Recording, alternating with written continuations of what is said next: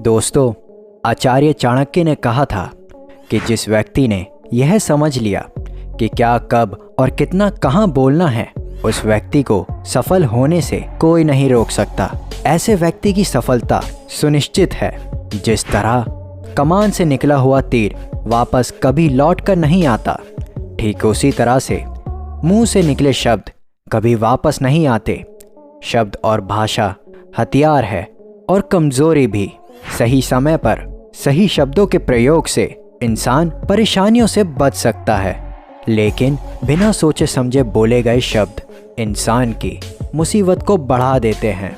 द्रौपदी का यह बोलना कि अंधे का पुत्र अंधा ही होता है, महाभारत के युद्ध का मुख्य कारण बना था। आज भी लोग अपनी जुबान का इस्तेमाल दूसरों को नीचा दिखाने और खुद को बड़ा दिखाने के लिए करते हैं। जो समझदार और सफल इंसान है वही अच्छी तरह से जानते हैं कि उन्हें किस वक्त कितना और क्या बोलना है। मैं ये क्लियर कर देता हूँ कि साइलेंट रहने का मतलब यह नहीं है कि आपको पूरे दिन एक भी शब्द नहीं बोलना, चुपचाप रहना है। मौन का मतलब ये है बेवजह के शब्दों का इस्तेमाल नहीं करना है। जहाँ ज़रूरत है वहीं पर बोलना है, अपने लक्ष्य पर ध्यान देना है। तो दोस्तों, आज की इस वीडियो में मैं आपको साइलेंट के ऐसे फ़ायदे बताऊंगा जिन्हें जानने के बाद आप आज से ही नहीं, अभी से ही उतना ही बोलेंगे जितनी आपको ज़रूरत होगी। वीडियो शुरू करने से पहले अगर वीडियो को लाइक नहीं किया है तो वीडियो को लाइक कर दें और चैनल पर नए हो तो चैनल को सब्सक्राइब भी कर दें। तो चलिए शुरू करते हैं। नंबर 6। दोस्तों, महान आचार्य चाणक्य नीति में बताते हैं कि उन्होंने अपने हजारों शत्रुओं को अपनी खामोशी से पराजित किया था। वो खामोश रहकर अपने शत्रुओं को विचारों में उलझाकर रखते थे और सही समय आने पर वह अपने दुश्मनों को ईंट का जवाब पत्थर से देते थे। साइलेंट यानी चुप्पी किस तरह से लोगों के अटेंशन को ग्रैब करती है, यह बात इस उदाहरण से समझ सकते हो कि क्लासरूम में जब टीचर किसी विषय पर बात करते हैं तो स्टूडेंट उनकी बात को बहुत ही ध्यान से सुनते हैं, लेकिन जब अचानक टीचर या स्पीकर बोलना बंद कर देते हैं तो सभी लोग आश्चर्य में पड़ जाते हैं। अरे यार, क्या हो गया? कम्युनिकेशन बंद क्यों हो गई? मैं जब स्कूल में था तो अक्सर ऐसा होता था। मुझे पता है आपके साथ भी ऐसा ही हुआ होगा। ठीक यही फॉर्मूला हमारे दैनिक जीवन में भी लागू होता है। जब आप अपने काम से काम रखते हो, दूसरों के मामले में दखल नहीं देते हो, ज़रूरत हो तभी बोलते हो, तो लोगों का ध्यान आपके ऊपर जाता है। और अगर आप कम बोलते हो, ज़रूरत हो तो ही बोलते हो, तो लोग आपकी बातों को ज़्यादा महत्व देंगे। लोग आपकी बात को उन लोगों की बातों से ज़्यादा तुलना करेंगे, ज़्यादा प्रेफरेंस देंगे, ज़्यादा याद रखेंगे। जो लोग बिना ज़रूरत के चटर मटर बक बक करते रहते हैं। नंबर 5। दोस्तों, शांत रहना मोल भाव करते वक्त आपकी बहुत ज़्यादा हेल्प कर सकता है। बातचीत के दौरान आप जब अचानक चुप हो जाते हो और सामने वाले इंसान को जवाब नहीं देते हो तो ये खामोशी उस दूसरे इंसान को यह सोचने पर मजबूर कर देती है कि आप क्या सोच रहे हो। तो इसी चीज़ का आपको फ़ायदा उठाना है। सामने वाले को यह सोचने दें कि आप क्या सोच रहे हैं। मैं आपको समझाता हूँ। मान लो आप कोई डील फाइनल करने जा रहे हो, तो सामने वाली पार्टी को यस या नो का जल्दी से जवाब मत दो, कुछ सेकंड तक रुको। आपकी ये चुप्पी सामने वाले इंसान को परेशान करेगी और वो सामने वाला इंसान बोलकर आपकी इस खामोशी को भरना चाहेगा। उसको सारी बातें बोलने दें। इससे आपको बातचीत आगे बढ़ाने में मदद मिलेगी और आपका साइड बातचीत के दौरान ज़्यादा भारी रहेगा। नंबर 4। दोस्तों, अगर आप एक मजबूत रिलेशनशिप बनाना चाहते हो, इससे पहले आपको ट्रस्ट यानी विश्वास करना होगा।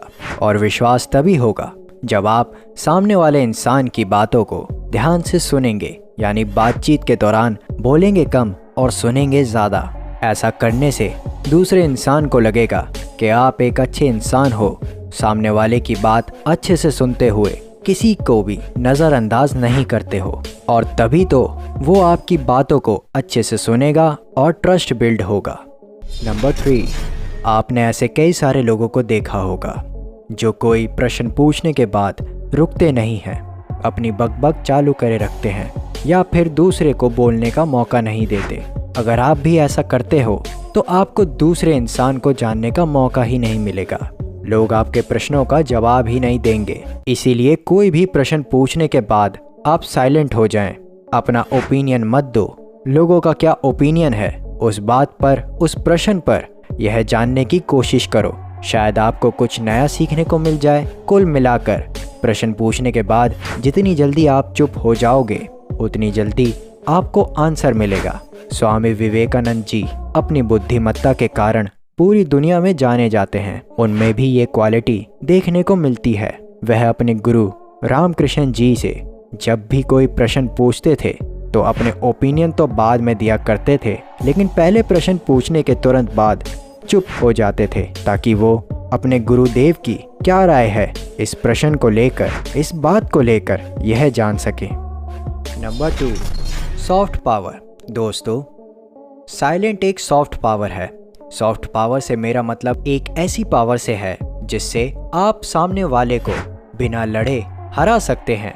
इसका सबसे अच्छा उदाहरण यह है, महात्मा गांधी जी सत्य और अहिंसा के पथ पर चले थे और उन्होंने बिना लड़े ही अंग्रेजों को धूल चटा दी थी। महात्मा गांधी जानते थे कि अगर हमने अंग्रेजों से लड़ाई की तो हम कभी नहीं जीत पाएंगे। उन्होंने सॉफ्ट पावर का इस्तेमाल किया और अंग्रेजों को हराया। कई बार लड़ने से और झगड़ने से प्रॉब्लम सॉल्व नहीं होती, चुप हो जाने से और शांत रहने से प्रॉब्लम सॉल्व हो जाती है। Number 1, thoughtful silent. दोस्तों, द क्वाइट बुक के ऑथर सूजन अपनी बुक में बताते हैं कि थॉटफुल साइलेंट इंसान को कई सारी मुसीबतों से बचा सकती है। मेरा एक दोस्त लैपटॉप खरीदने जा रहा था, तभी रास्ते में उसे एक बहुत बरसों पुराना दोस्त मिलता है। तो वो बोलता है कि तुम जहाँ लैपटॉप खरीदने जा रहे हो उसी के पास एक घर है, वो मेरा है, वहाँ सामान डिलीवर कर देना। वो अपने दोस्त को ना नहीं बोलता और उसका सामान ले लेता है, लेकिन जहाँ सामान डिलीवर करना था वो घर उस दुकान से काफ़ी दूर था। उसका बहुत सारा समय बर्बाद हुआ। उस आइटम को डिलीवर करने के बाद जब वो दुकान पर पहुंचा तो वह दुकान बंद हो चुकी थी। उसे अपने दोस्त पर बहुत ज़्यादा गुस्सा आया। इसीलिए हमेशा हाँ नहीं करना चाहिए, ना कहने की और साइलेंट की पावर को समझना चाहिए। तो दोस्तों, इन सब बातों से आप यह तो समझ गए होंगे कि साइलेंट में बहुत ज़्यादा पावर है। साइलेंट पावर को अंडर एस्टिमेट नहीं कर सकते। साइलेंट आपको बहुत सारी मुसीबतों से बचा सकता है। अगर आप भी वीडियो में बताई गई बातों को अपने जीवन में उतारते हो, जहां ज़रूरत है वहीं बोलते हो, तो डेफिनेटली आप फ़ायदे में होगे। तो दोस्तों, अगर आपको ये वीडियो पसंद आई हो तो इस वीडियो को लाइक कर दें। मिलते हैं अगली वीडियो में, तब तक के लिए गुड बाय।